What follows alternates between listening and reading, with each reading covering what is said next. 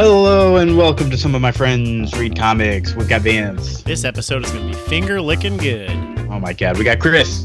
I'm Commander Shepard, and this is my favorite restaurant on the Citadel. And I'm Kia. Hi, welcome to the show. Happy April Fool's Day. When this is dropping, it should be April Fool's, right? That's the schedule. That's what we got planned. Yep, April Fool's. Great. April Fools. And so, of course, we are, we decided we'd do something silly. What did we do before for like a silly comic? Was that for April Fool's Day? Yeah, not Brand Eck. We did. Yeah, which was a bad idea. That wasn't great. Jokes about the 60s that we didn't know anything about, right? Classic. I mean, humor comics, I still think it's a solid idea 5 years later or whenever we did it last. But Yeah.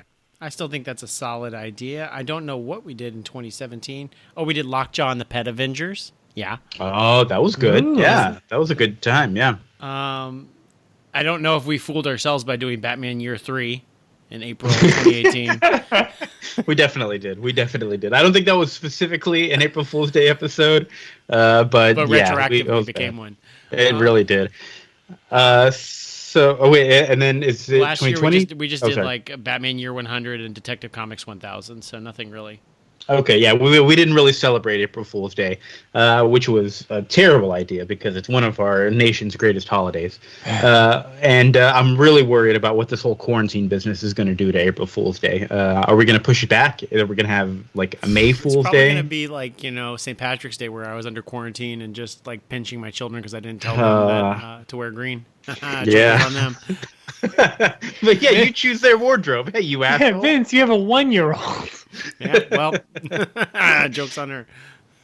So what are we doing this year? This year we are doing a 3-pack of tie-in comics between DC and Kentucky Fried Chicken. That's right. It's Colonel Sanders himself starring in 3 different tales from 2015, 16, and 17. Is that what the years were on these? Yeah. All written by Tony Bedard, although the first one has a plotting credit from Shane Edwards. Don't know who that guy is. I don't know why we needed a second person to help plot this thing. We've got art by Tom Derenick, who, he does a fine job. I don't think I've ever heard of him before, but I think captures what we're going for sure. And covers by Tom Grummett. I haven't seen him in a while. Good old Tommy G. So one of the original creators for Tim Drake Robin. Oh, that's right. That's right. Did he do all the covers, all 3 covers? He did. I double checked all 3. Yeah. Yeah. The covers are great, and yeah, the art is silly and fun. The story is silly and fun. Is there anything else we need to say about this? It's like I don't know who this was for. I don't know if it was in stores. I think one of them was a free comic book day. The fact that they came out 3 years in a row implies that there's some audience that's like chomping at the bit for more Colonel comics, which I don't know why. And it doesn't. It doesn't make sense to me because I remember like Burger King had like some free games, like free Xbox games. Back you had to put some money into that for sure. Yeah, to make that happen. But that's like a better deal. Like that draws people to the store, especially like in like 06, 07 before like downloadable games became like super prolific. Of like roll into the Burger King, come get a free video game, or not free video game, pay like $5 extra on top of your meal and get a video game. Like, and then I remember getting like Ninja Turtles tapes from I don't know where anymore, but I remember paying like $5 for a Ninja Turtles tape. I mean, that was a long time ago. Maybe Burger King again, but like I don't know who this promo's for. I don't think you did you drive into a KFC to get them? I don't know. You probably don't want to get the grease from the KFC on your comic book. Vince, oh, you're right. But what if I was to tell you that I think I am the target demographic for this book? I am chomping at the bit for number 4. I can't wait. All right. I'm not gonna lie. Like I was texting my friend who lives in Kentucky, who like just would get drunk and talk to me about Colonel Sanders all the time. He'd be like, Colonel Sanders used to roll in and he would break anybody pressure cooker from franchisees if they weren't doing it right. And I'm like, okay, this is a little intense that you know way too much about Colonel Sanders, but okay. But I was texting him pictures of screen grabs of this all day, and he's like, this is fucking ridiculous. So he was all in. Yeah, I say, all right, let's just jump right into this here. The first one in 2015 is called The Colonel of Two Worlds. And it starts with the Flash's Rogues Gallery, Mirror Master and Captain Cold, and there's a new guy from Earth 3 who wants to join them, whose name is Colonel Sunder. Well, the Rogues are broke. And they Oh, that's right. Yeah. They need a rich financier to recruit so they can make more money. Yes, yes. And Earth 3 is, I guess, where all the villains are from. Everyone's like, it's like an evil version of our Earth. I don't remember what stories that would have been from. That's where all the Justice League is the Injustice League. Where Right, the, okay, Is yeah. like guys Lex are Luthor a bad. good guy? Yes. Okay. Um, And the but Flash yeah. Rogues, I don't know if we've ever gone into them, but basically all of Flash's villains like team up and hang out together. Like they're a lot more unionized than any other like Rogues Gallery for a superhero. Good for them. Good for them. No, it's very cute. There's a great yeah. Catwoman story, not Flash story, but a great Catwoman story where she runs into the Rogues that I really enjoy by Ed Brubaker. Mm-hmm. Okay. Oh, maybe I've read that one. So yeah, they join up with Colonel Sunder, and then we fast forward to a month later when they're running Easy Fried Chicken, and they're just kind of working the counter, and they're wearing their supervillain outfits under their aprons and hats. And Easy Fried Chicken is on Earth 1, right? Yes. They've created a franchise like in the city, and it seems like poor marketing to just say like, "Hey, this isn't good, but it's good enough." Yeah. Hey, don't knock it till you fried it. It seems pretty busy in the restaurant. I'm surprised. It's a real Pollos Hermanos situation in here. It really is because and then when these henchmen all just bust into the restaurant, like, "Hey, we're your new henchmen," and I'm like, "Wait, how did y'all all enter at once?" First off, And Captain Cold was mad because Colonel Sunder, who I don't think we described, looks like Colonel Sanders, but he's dressed all in black. yes, yeah. I love it. It's so dumb. He's hired more henchmen on Craigslist, I guess is what he said. On Hench List, I think they called it. List. Yeah. I'm sorry. And then we flash over to the real Colonel Sanders, who, like, I don't know what I expected. I was like, okay, this is a KFC comic. They're gonna like really portray this guy in a nice light, but he's a tough guy. He's a fucking like he doesn't give a shit. He's a little bit of a grouchy old like business owning asshole who's like, you guys are fucking with my market and I'm not going to have any of it and I'm going to come after you and shut you down. He seems like a rich old man that doesn't ask for consent and also like isn't part of the good old boys club. And like I do love how insane it is. Like at the Easy Chicken restaurant, like everyone there is just like resigned to themselves, like they're eating a Chipotle, like they're just like, oh, this is my life. but everyone at KFC has this like Joker grin. Yes, and they're all love that Joker. Like they really do look like that. Yeah. They really are. This comic is just filled with references to how KFC does things the hard way because it's the good way, and how like Easy Fried Chicken, that's terrible. That's not like the right. It's it's filled with the type of language that you would expect from a KFC comic. Yeah. I don't know why going into this I wasn't expecting so much corporate marketing. Yeah. For like the attitude behind KFC, like the hard way is like we don't do things the easy way, we don't do them the efficient way, which I'm like, well, do things efficiently, guys. But we do, and I was recalling stories my friend told me about Colonel Sanders, and and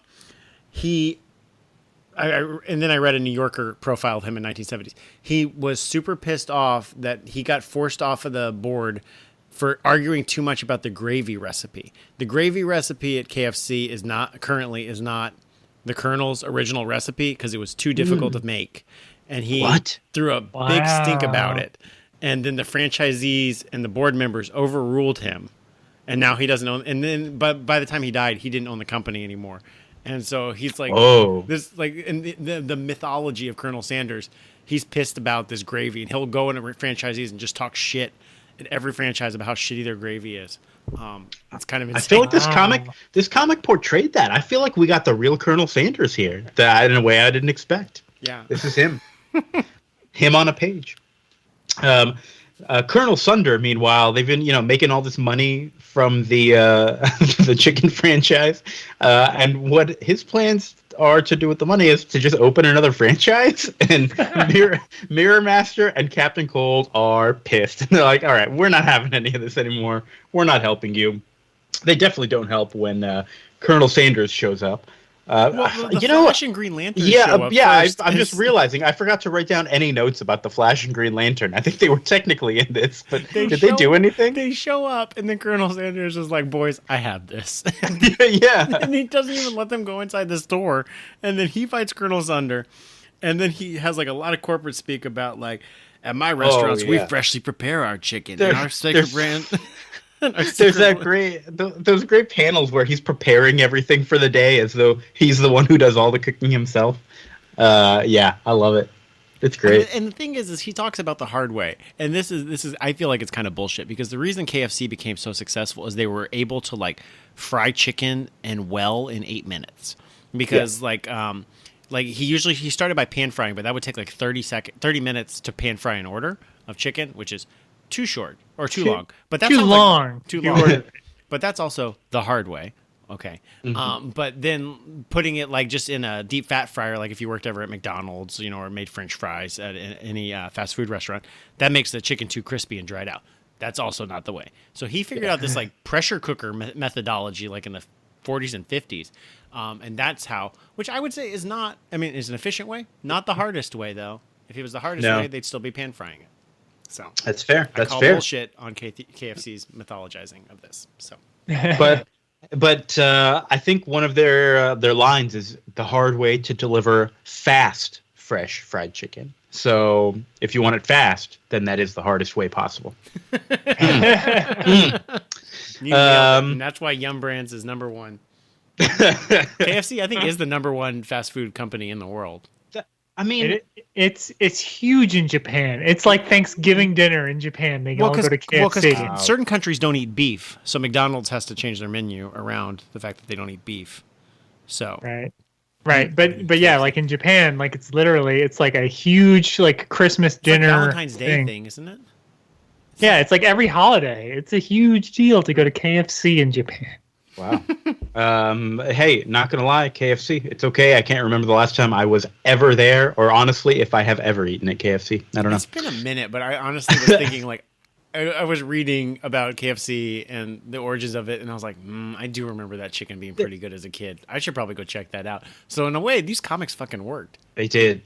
I think they have been doing a good job overall with their marketing. I'm remembering now that like maybe a year or two back, WWE did a Colonel Rumble, which was just like this. Ago, it was like they filmed it in front of an audience, but I think only used it for commercials, where it was just a bunch of wrestlers dressed as Colonel Sanders fighting to see who would win to be the best Colonel.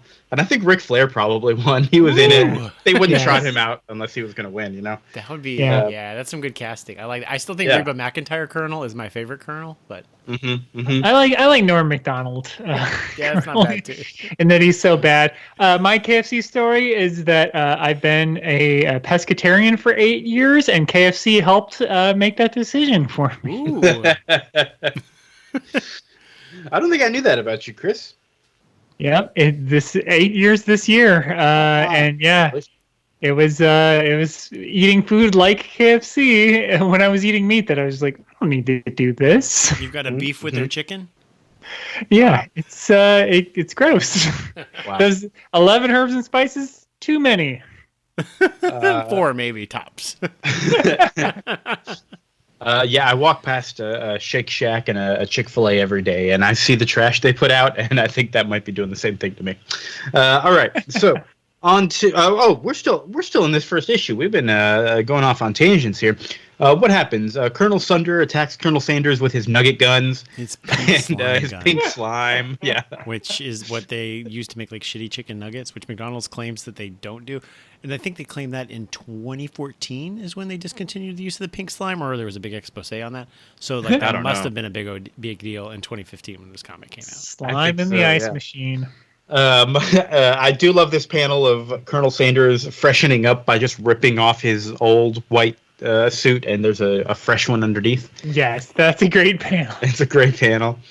And the bad, Mirror Master and Captain Cold say, we're not going to help you. And so Colonel Sunder just says, well, fuck it, I'm going to go back to Earth 3. I'm out of here. And apparently he had the power to do that. They referenced that, I think, in the the letters page of this comic.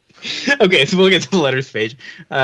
What happens? Mirror Master and Captain Cold get redeemed by the power of good chicken. Well, he's like good old Colonel Sanders. After he wins, he takes them out for chicken. It's like let's take these boys to church. They need it. And they'll get it, and they're like, yeah, this chicken's pretty good. And then they start working at KFC. The end. Well, Captain Cold's job is to keep the drinks cold, and Mirror Master's job is to wash the windows. Go into every glass. It's fucking stupid. I love it. Yeah, and then we get this this letters page that's just like a joke letters page, but I really love it. It might be my favorite thing in all three of these. It's just silly jokes. I don't know.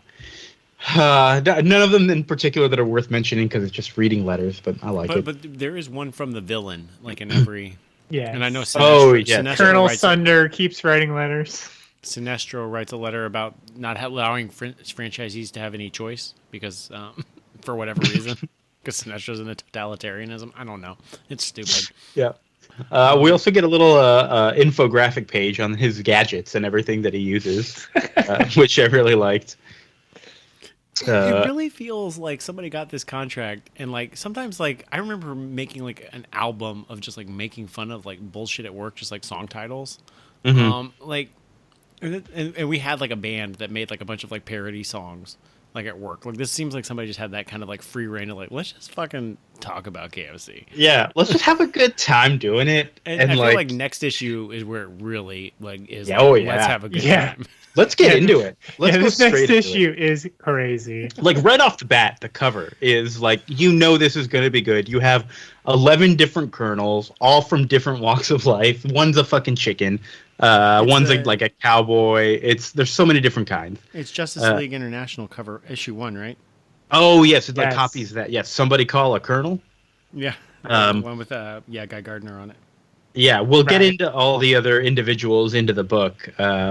But it starts off the rails for okay, so sorry, I'm looking at the intro to number 3. Number 3 starts off the rails as well. Number 2 starts off with Colonel Sunder, who has a new partner, and they call him cousin as like I don't know what that's a reference to. I don't get it, and I didn't get it at the end.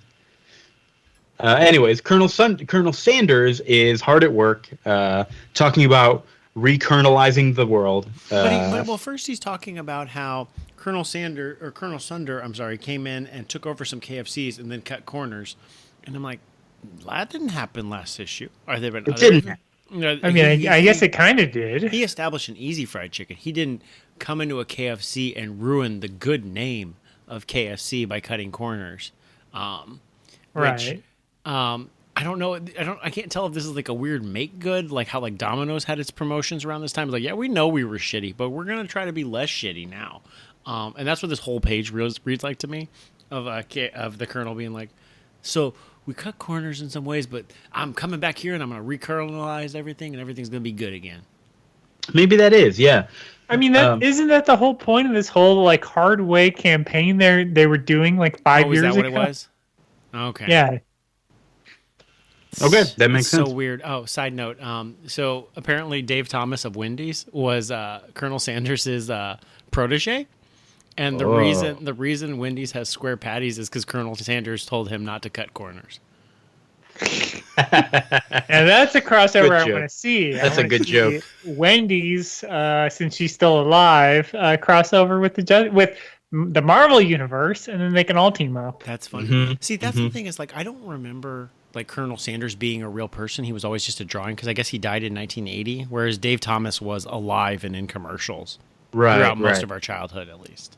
Right. And Wendy's was his daughter or his granddaughter or something like that. Something like that. I mean, she's alive. They don't use the real Wendy though in commercials, but they did for a little while, like 7 or 8 years ago. Oh, really? Interesting. Yeah, because she owns like 15 franchises or something like that. Her oh wow, okay. Wendy's. Wendy's.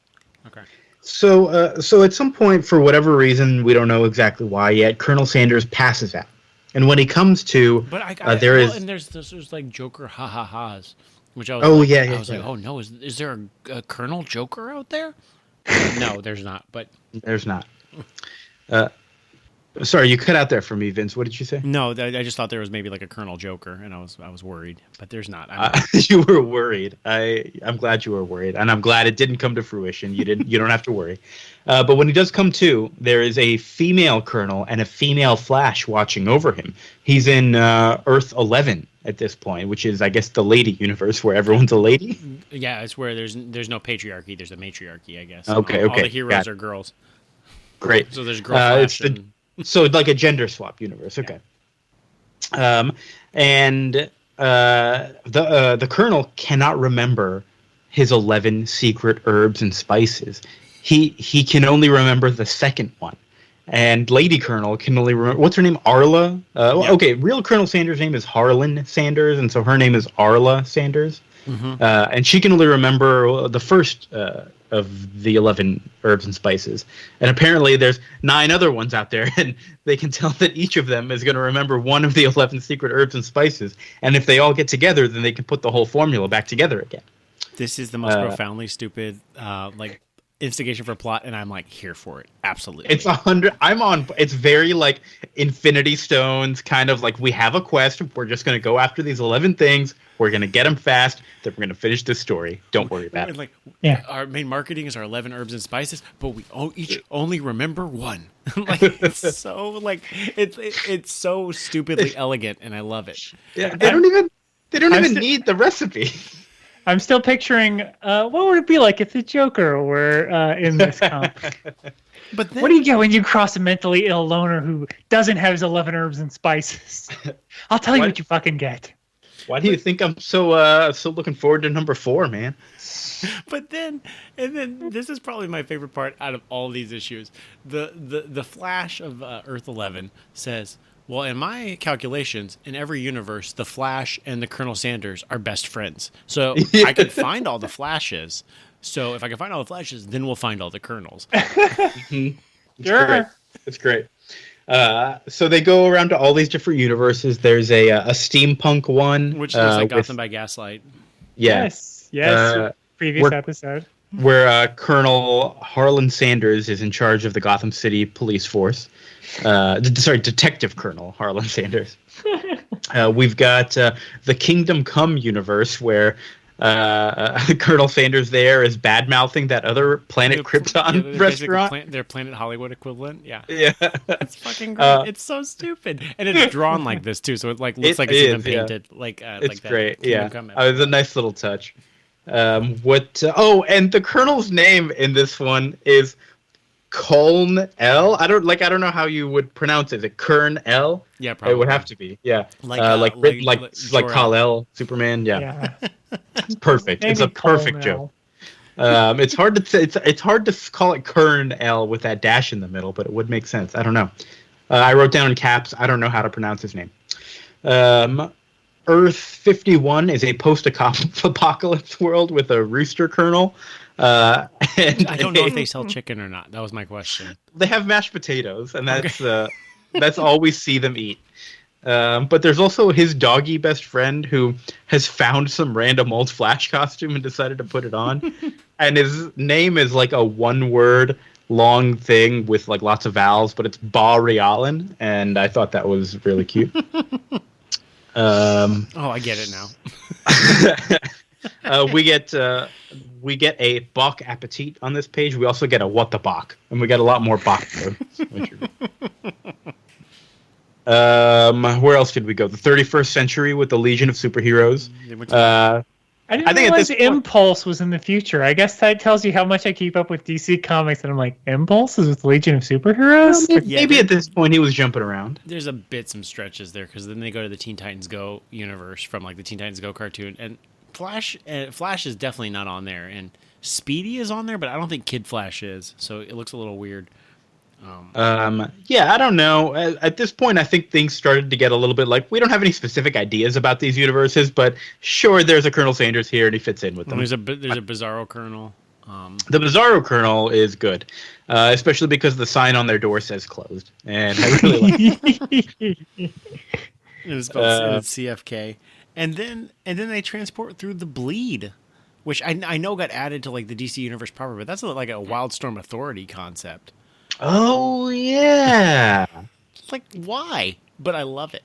Yeah. And I guess somewhere along the way, we didn't specifically see them get picked up, but there's a Cowboy Sanders and a Comrade Sanders who get picked up, and they're along for the I ride. hope he's from the Red Sun universe. He's got to be. Oh yeah, definitely. I don't know where the Cowboy Sanders would be from. Is there a Cowboy DC universe? I don't know if Jonah Hex is considered. Yeah, as you say, past Jonah or Hex- contemporary. Jonah Hex in a is different universe.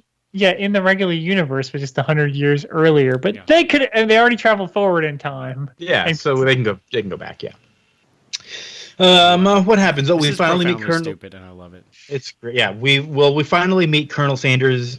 Colonel Sunder's new partner, who is Colonel Grodd, who is using his mind control powers to take away the other colonel's memories, which is what happened to them.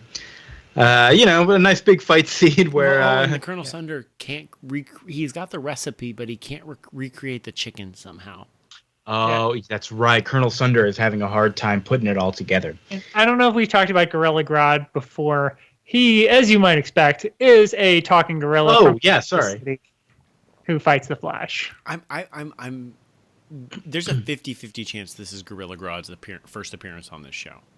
Didn't we do one Flash comic? I don't think he was in it though. I don't think he was. He's in that one. We've done a couple. No, Flash okay, comics. it's definitely not his first appearance because I'm pretty sure he was in like Kingdom Come or something like Crisis, yeah. that. Right. He might have been in Crisis, but yeah, he's a psychic gorilla from Gorilla City who can also talk. Yes. He fights the Flash. He wears a cape. I love it. Yeah. And this time he has a big old white mustache. It looks good on him, honestly. It's a good design. This whole fight is basically him trying to use his mind control, not mind control, but like mind something powers to make them all like think very negative thoughts. Colonel Sanders imagines himself as like, he instead of the hard way, he took the easy way and just sitting on his porch drinking beer all day. It's a pretty good life, I'm not gonna lie. It's not a bad life, but Colonel Sanders is not gonna have it. He says that's not my way. He busts out of it. They all bust out of it, and they save the day. It's a nice little fight. Bizarro Colonel is wearing a bucket on his head at the end, and it's a good time. This time, we get another nice letters page, and then the El Paso, Texas team gets the splash page. All right, congratulations, El Paso. Good for you. Kia, I don't know if you knew this, but the K in KFC stands for Krypton. in his KFC, in the one from the future, it stands for Krypton. Yeah. No, I think it's the Kingdom Come one, wasn't it? Either way, Gorilla Grodd is like, how are you stronger than me? And he's like, Oh, yeah. It's good. It's good. I think this one was like the silliest in terms of, for sure, like picking up all these other colonels. But as a result, I think the story was just not as deep as the others. I don't feel. The thing is, the first issue was kind of like, I mean, okay, there's KFC involved in this, but like, who really cares? It's a promotional comic. This one is like what I expect when you have a stupid mashup. Yeah. Like this is like. No, not pulling your punches. Like we're gonna do this. We're gonna go full in, and we're gonna be stupid. Like that's what I expect when I see this. This is what. The third one, honestly, it might be my favorite though. Out of all of them, I know it's like it's got the best ending to it. The best. It does the best ending. Yeah. How did I forget? We're having so much fun talking about this. At the end of all this, we've got to talk about Marvel's Eye of the Camera, number 5. Hate to bring it down, guys, but we have to get to that. We're gonna do it. We're almost done. Don't worry. Back to the Colonels. This is another famous comic book cover. Which one is this? It's just I don't know if it's specifically a issue, but it's definitely like it's got the title card of Green Lantern, Green Arrow. Kind of Gotcha. Like the way its Okay. titling is. Yeah. We start off with Colonel Sanders test firing his Zinger chicken sandwiches into orbit so that he can serve them across the universe.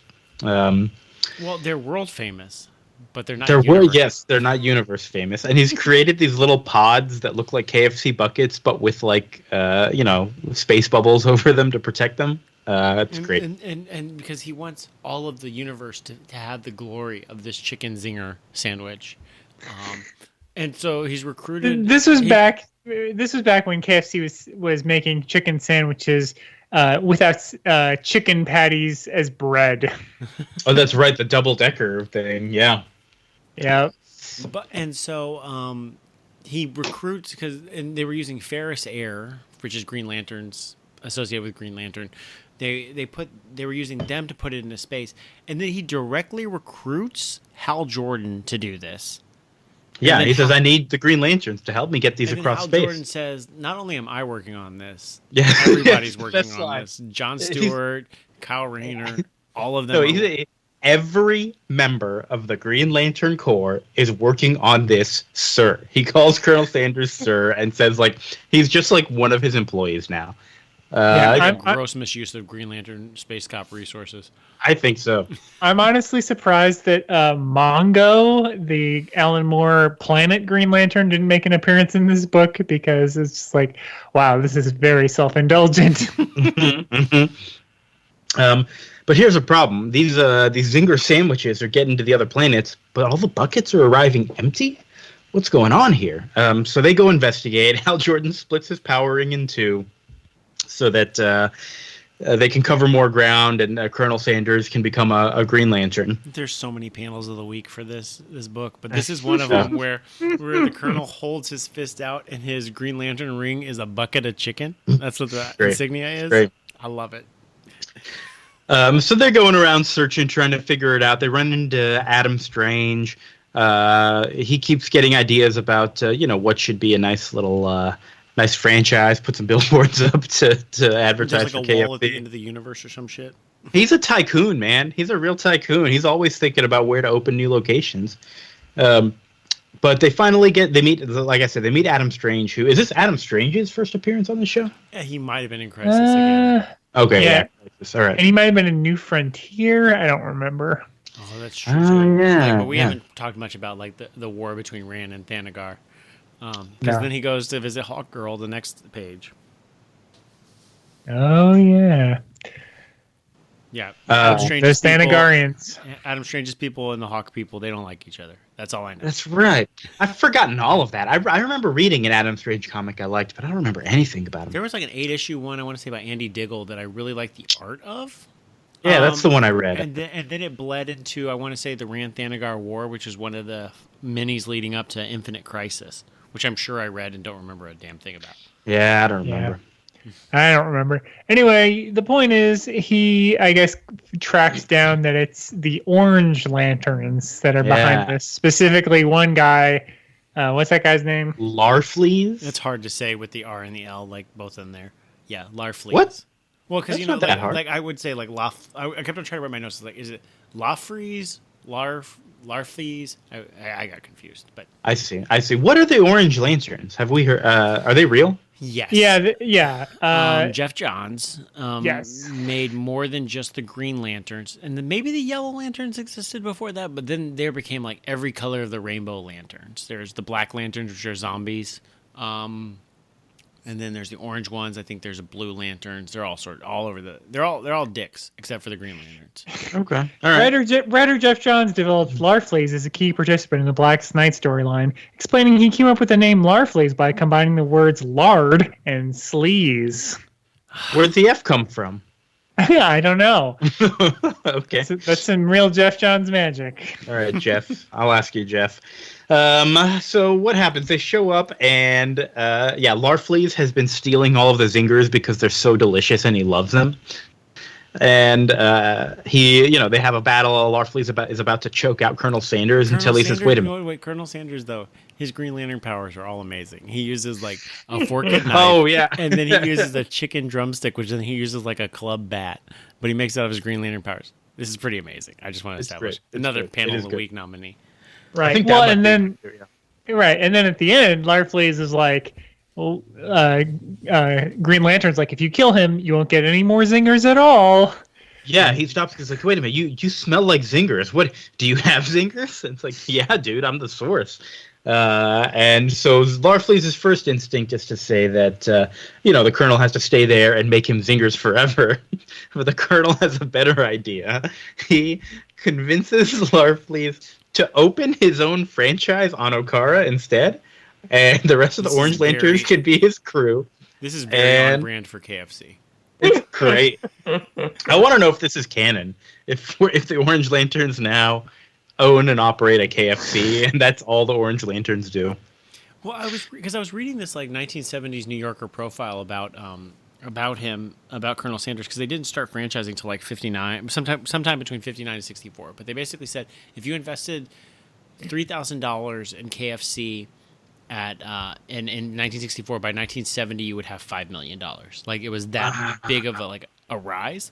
And they said that'd be really cool. You could, now you're thinking probably you should franchise into KFC because you're going to make a shit ton of money. And they go, fun fact, no town over 25,000 people in America by 1970 didn't have a KFC. So they proliferated quickly. That's amazing.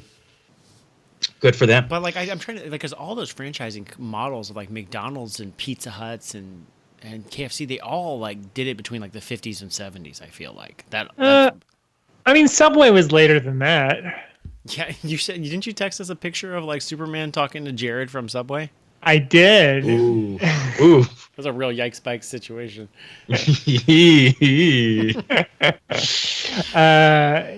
Subway I feel like franchised a little later than those other ones, but yeah, we were talking about the biggest. I think Subway might actually be the biggest in the world. Last I heard, I feel like I maybe remember hearing that as an answer at a trivia night or something like that. Okay. So yeah, any lasting impressions? I honestly do hope there's a number 4. I would read the shit out of it instantly. We joked, would this be better than the issue of Marvel's Eye of the Camera 5? And I think we all were in agreement, yes, sight unseen. But I wasn't expecting it to be this good. Yeah, I legitimately enjoyed issue 2. And I would tell I make a video game show that's about just stupid video games that exist in the world, stupid licensed video games. And this scratches that itch absolutely. This is what I wanted Muhammad Ali versus Superman to be. Do you know what I'm saying? Yeah. This is what I wanted. This is the stupid I wanted. Yeah, they got it. Good job, Tom Bedard. I'm proud of you. And Tom Derenick, the art's great. I mean, he's got that kind of just kind of art that you expect out of a licensed comic that's probably a little rushed. But man, some of the visual concepts, especially in issue 2, and then the idea of him using all the Green Lantern art to just draw stupid things, he did a great job. I think Tom Derenick did a great job on this. I think so too. Yeah, I think it's solid. We'll get to Marvel's Eye of the Camera, but it's actually turning the corner for me. I actually like this issue. Oh, okay. There were elements of it I liked. I'll give you that. I just looked it up though real quick. KFC is the 4th largest fast food chain in the world. About 20,000 locations. Subway is the largest with 43,000 locations. More than double KFC. There are literally, if I need to get to the highway from my house, which is literally a 3-mile drive, I pass by 2 Subways. So. I know of about 2 Subways, I think, within walking distance on my regular routes, and both of them have closed within the last 2 years. So I don't know what's going on with Subway. Yeah. McDonald's is number 2 with 37,000, and Starbucks is number 3 with 30,000. Makes sense. Yeah. Out. All right. So on to Marvel's Eye of the Camera number 5. We're getting close to the end. I was really hoping for, something a little different. The first page, which is a panel on the preview page, did not inspire confidence because we learned that the cancer has metastasized and it's spread throughout Phil's system. Great. And he's got, 3 months to 18 months to live? Okay, look it up for this comic. But Phil is no, you know what? I'm going to be invigorated. I'm going to finish this damn book before I die. I'm okay, this is good. And then it's a lot of the same stuff we've been seeing. It's basically the heroes. Sometimes they're heroes. Sometimes they're villains. I need to finish my life's work. Why did I waste my life on this? I need to finish this before I die. Do I? I don't know. I didn't need 5 issues of this. But Chris, I mean, we'll talk about the end because I think the end is worth talking about. Right. But Chris, you were saying you were a little higher on this issue, kind of turning around on it. Yeah, I do like that it actually finally starts exploring his relationship with his daughters, which is good. Yes, I like that. So I was happy to see like he takes his daughter out for a drive, like out in Queens, and then they're like, "Oh no, there's something going on in LaGuardia," and she's like, "Oh no, should I go over there?" And he's like, no, doesn't matter." But he's conflicted, so I like that stuff. I did like they go to like a diner, and he's like, "Oh, the last time we went here, Count Nefario was taking over Washington D.C." And I looked up when that story was published versus when these, this issue is set. 20 years had passed in real time. Wow. So it's like, yeah, your daughters would be grown. Yeah.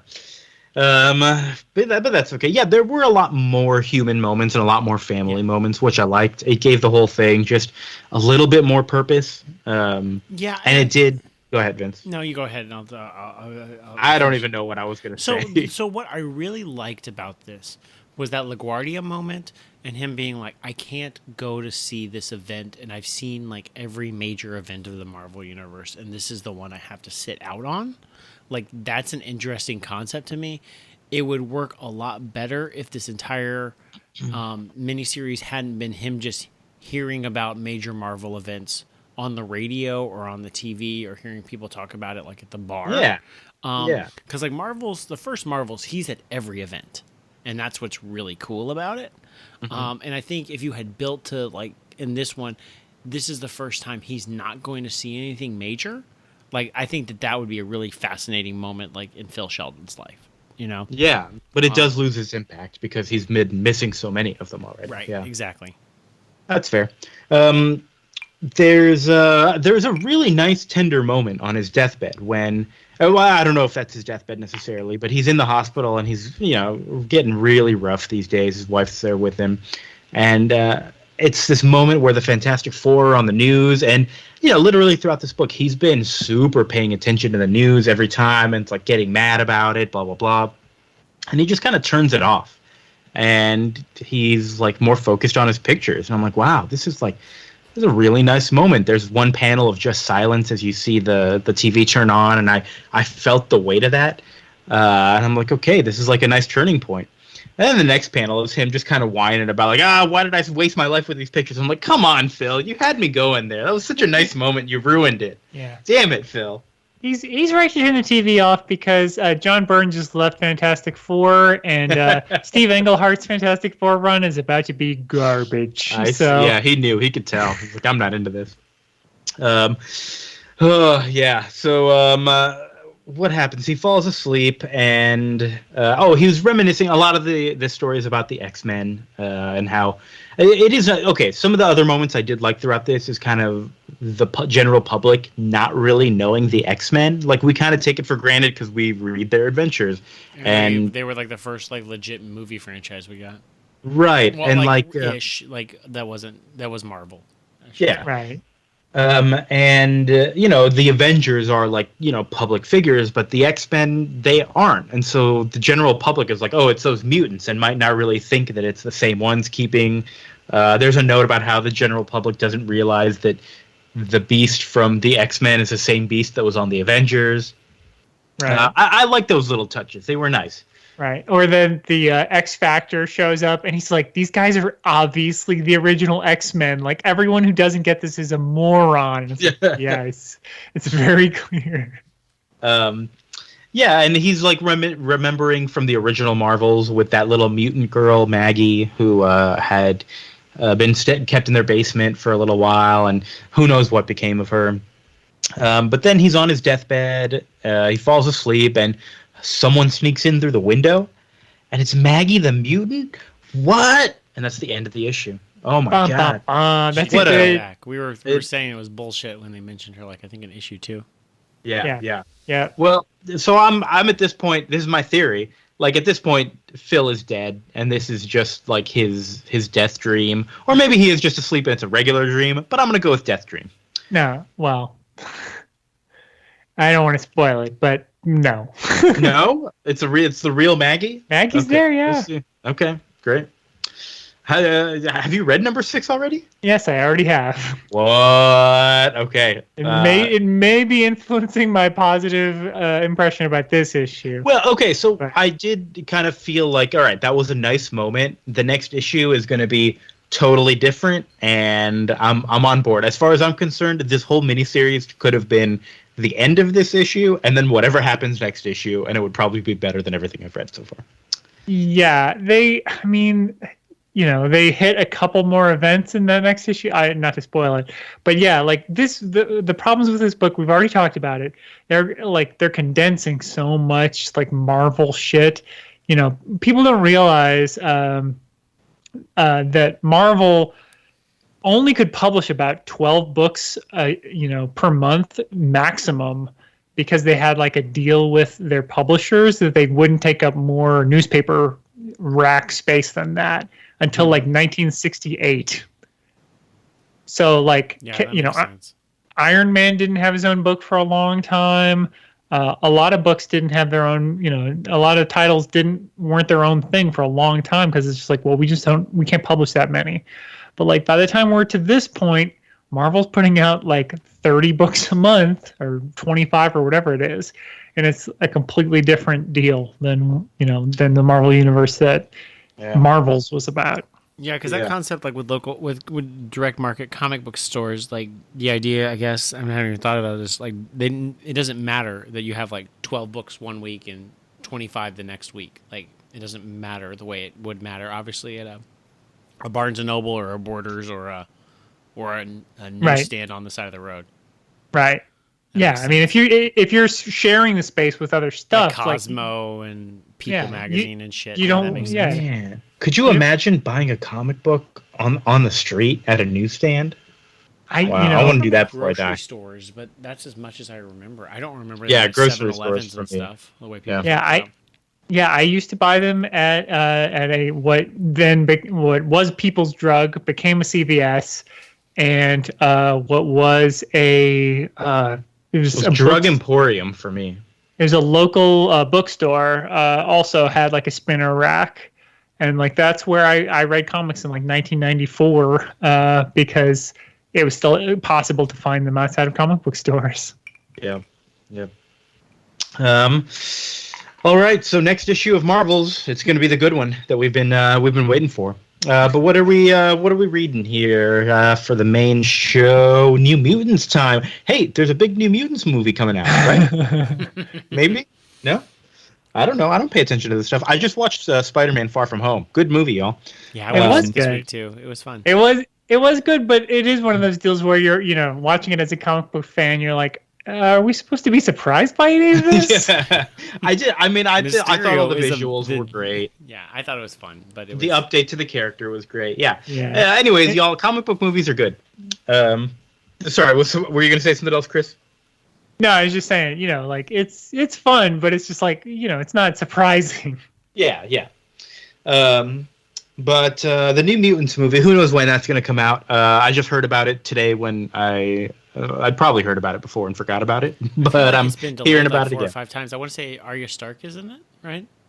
Oh yeah, she's Rain Sinclair. Is that Wolfsbane? Yeah, she'd make a great Wolfsbane. Wonderful. All right.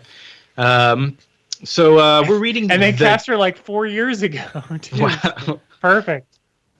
We are reading the Demon Bear Saga. I don't know anything about a demon bear, but it's from New Mutants 18 through 21 from 1984.